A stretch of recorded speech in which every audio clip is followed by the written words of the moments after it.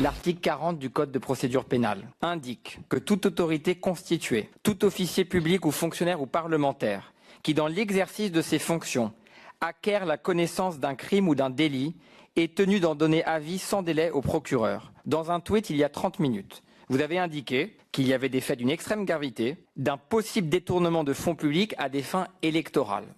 De la même manière que vous avez mis en cause un salarié de France Télévisions. C'est votre droit, mais on ne peut pas se contenter d'un tweet, monsieur le rapporteur. Si ces faits, si vous avez une suspicion de faits caractérisant un possible détournement de fonds publics à des fins électorales ou des faits qui peuvent qualifier un emploi fictif d'un salarié de France Télévisions, je vous demande instamment, comme la loi vous y oblige, à saisir la procureure de la République au titre de l'article 40. Voilà, je pense que c'est important.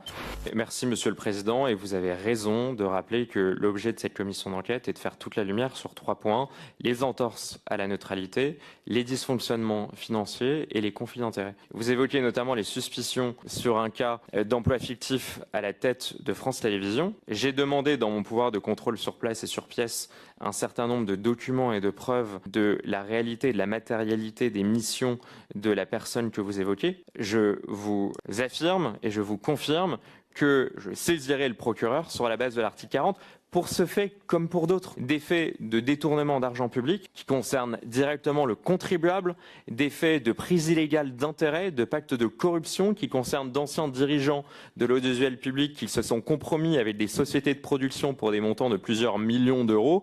Pour moi, ce sont des faits pénalement répréhensibles. Et vous pouvez totalement faire confiance à ma détermination pour poursuivre et déclencher ces articles 40. Donc, Monsieur le Président, si vous voulez une confirmation de ma part, je ne me contenterai pas de simples questions et d'un simple audit de ces pièces. J'irai plus loin et je saisirai le procureur sur nombre de sujets que j'expose publiquement et qui méritent d'être publiquement exposés à des millions de Français. Et c'est à la réponse que je voulais vous apporter.